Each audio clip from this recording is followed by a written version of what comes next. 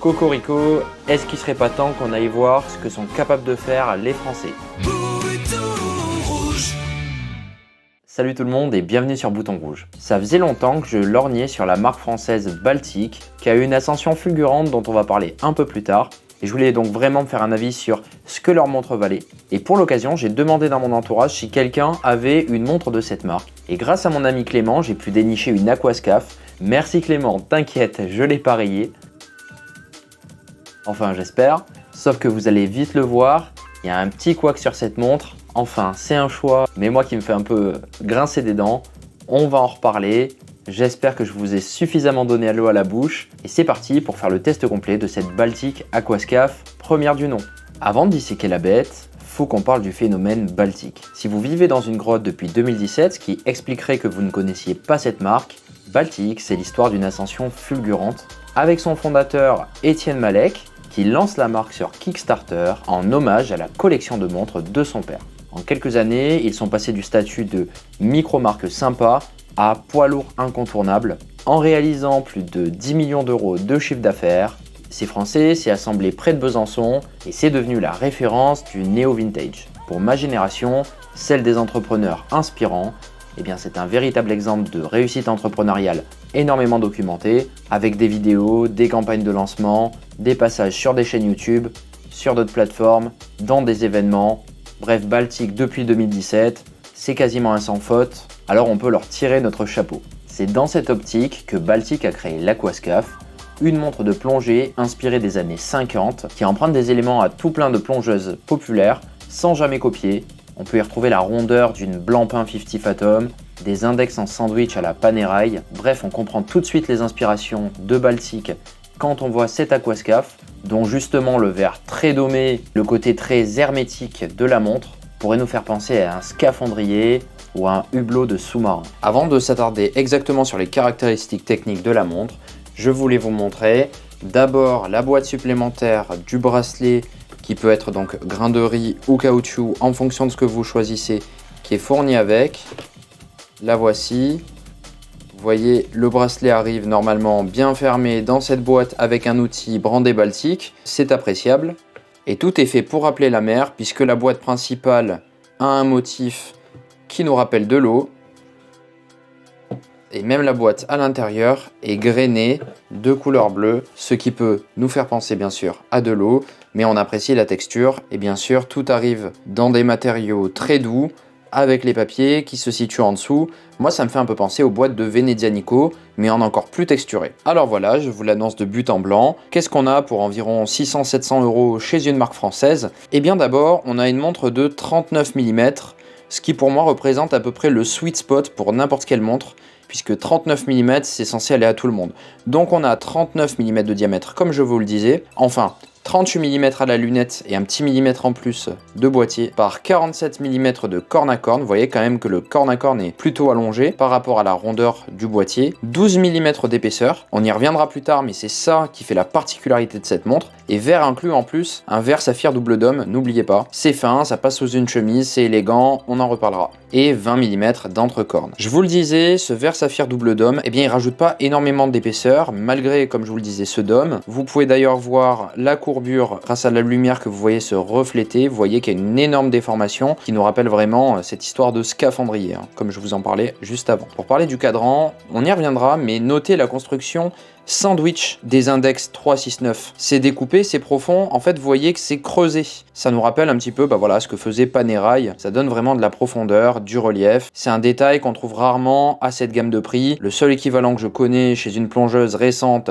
c'est chinois, c'est chez Saint-Martin, avec cette version que vous avez pu voir sur la chaîne d'Olivier de Romax. Mais encore une fois, on parle pas de la même chose. Ici, on est sur une marque française. À l'intérieur, c'est un Miyota 9039. Pourquoi c'est cool? Parce que c'est un vrai mouvement sans date, pas de position fantôme. Quand on tire la couronne, c'est propre, c'est fluide, avec 28 800 alternances par heure, c'est japonais, c'est robuste. Le boîtier, comme je vous le disais, eh bien il a plein d'inspirations d'autres marques. On peut voir que ses brossages sont plutôt bien faits, qu'il est bien courbé pour épouser la forme du poignet, Et à part ça, pas de grande particularité, si ce n'est une partie ronde avec des cornes très visibles, presque pointues. On est clairement sur une montre aux aspects néo-vintage qui assume son héritage. C'est d'ailleurs quand on lui met le bracelet grain de riz qu'on remarque tout le potentiel puisque le bracelet vient parfaitement épouser la forme du boîtier. La montre est étanche 200 mètres et la couronne est vissée et signé du B de Baltic. Le fond de boîte est quant à lui intéressant, c'est pas le cas sur toutes les plongeuses que je peux voir. Ici on a une jolie gravure d'un plongeur, les mentions Baltic Watches, Stainless Steel, 20 ATM avec un poisson, Sapphire Crystal, Aquascaf et assemblé en France. On est sur une lunette unidirectionnelle 120 clics, comme sur les plongeuses traditionnelles. Je vous laisse apprécier son bruit.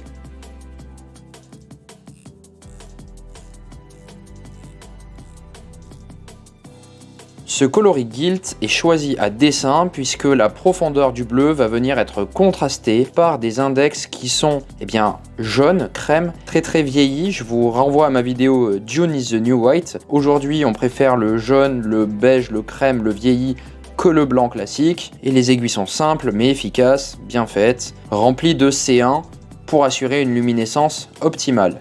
Vous pouvez voir la luminescence dans le prochain clip. Le bracelet caoutchouc, ou devrais-je dire FKD, est assez bien fait et il est particulièrement fin. J'apprécie l'intérieur gaufré qui va venir donner un confort supplémentaire. N'a pas oublié la boucle Ardillon et signée Baltic. Et surtout, Baltic n'a pas oublié le principal, utiliser des pompes rapides. Et oui, les pompes rapides, c'est vraiment quelque chose dont on a besoin aujourd'hui. C'est pour ça que quand on voit des montres moins chères qui sont équipées elles-mêmes de pompes rapides, on le réclame toujours sur des montres un peu plus chères. Ici, on est sur une gamme de prix intermédiaire. Entre 600 et 700 euros, on est bien content d'avoir des pompes rapides. C'est le minimum qu'on demande. Merci à Baltic de remplir ses devoirs. Comme je vous le disais, ce bracelet caoutchouc est très fin. Vous pouvez le voir sur mon poignet de 15,5 cm. Il possède d'ailleurs des petites arêtes sur les côtés qui vont venir permettre de le régler au millimètre et qui ne bouge pas.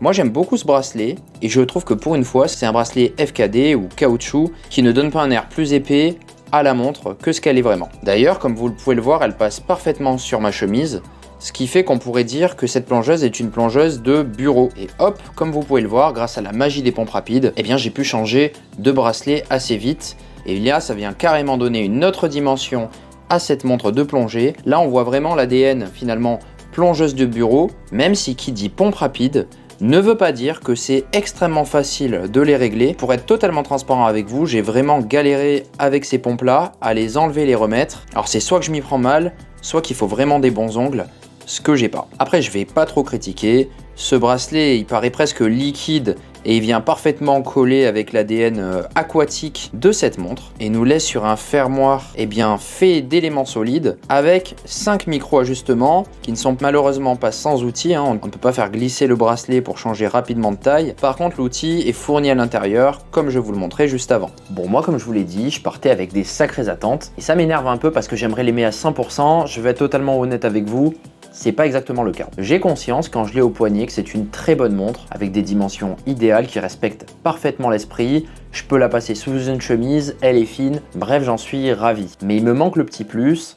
Et ce petit plus, ce serait sûrement le coloris qui dans ce bleu ne me convient pas totalement parce que la plupart du temps, et comme je vous l'ai dit au début de la vidéo, c'est voulu de la part de Baltic, ce bleu est assez terne pour nous rappeler les fonds de l'océan. Et comme il est très soleillé et aussi très réactif à la lumière, c'est vrai que dès que l'on a des rayons de soleil très puissants qui viennent taper sur notre cadran ou sur notre lunette, on a un bleu beaucoup plus clair, beaucoup plus profond, qui vient faire comme si on sortait de plongée et qu'on remontait à la surface. Ça devient un bleu très clair, presque turquoise. Le problème, et j'ai bien fait de vous faire cet éclairage aujourd'hui pour que vous vous rendiez compte qu'on est quand même dans une période assez sombre ici, c'est qu'en hiver, ce soleil, vous n'allez pas le voir tout le temps. Et moi, je suis assez frustré parce que la plupart du temps, quand on est en intérieur, on ne profite pas à 100% de la couleur profonde de cette montre. On la trouve un peu terne. Alors à la limite, à titre personnel, moi je partirais sur un autre coloris si je devais acheter cette montre-là, parce que ce bleu, il est idéal en été, mais en hiver, c'est pas ça. Et je pense aux certains d'entre vous qui habitent dans des régions où il fait pas souvent très beau, vous risquez de pas en profiter beaucoup de cette couleur profonde. Encore une fois, j'enlève rien à Baltic. Je trouve quand même qu'ils ont fait un super travail et que c'est très bien d'amener de l'horlogerie française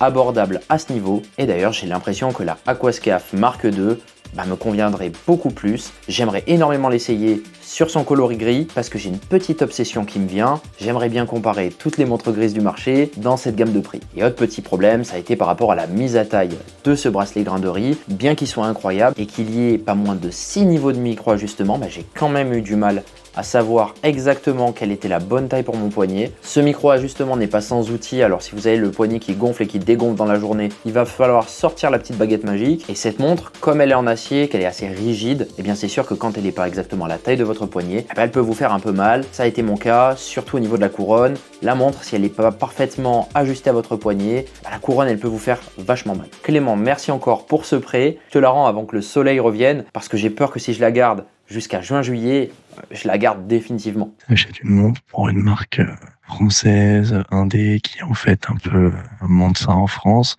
À un certain prix, on est autour des 700 de mémoire. Mais pour le bracelet de base, un bracelet à 120 balles de mémoire, le grain de riz, info à vérifier, et un bracelet à 24 €, en fait, t'as un ressenti d'avoir 3 montres différentes, pour 3 ambiances différentes. Et du coup, la montre va avec tout, elle va avec les trucs un peu classe, elle va l'été avec une chemise en lin, avec ce maillage en corde un peu, elle va avec une tenue ultra sportive, avec le bracelet en caoutchouc, avec une tenue un peu rallye, elle va avec une tenue bien classe avec le grain de riz, mais le grain de riz peut aussi aller avec une tenue un peu sportwear. Donc, je la trouvais déjà assez polyvalente, mais là, avec les 3 bracelets qui sont quali, qui sont signés, avec le clic rapide, même si finalement c'est pas si facile que ça, au moins ça a le mérite d'être là, t'as pas besoin de connaître un horloger ou d'avoir des outils, quoi. Et en fait, je viens de faire le calcul, la montre avec le bracelet de base, c'est 720 €. Tu rajoutes le grain de riz à 132, ça te fait 852, un bracelet comme ça un peu perlant, pour 876 balles, on va arrondir ça à 900. Pour 900 balles, t'as vraiment l'impression d'avoir 3 montres différentes dès que tu changes de bracelet.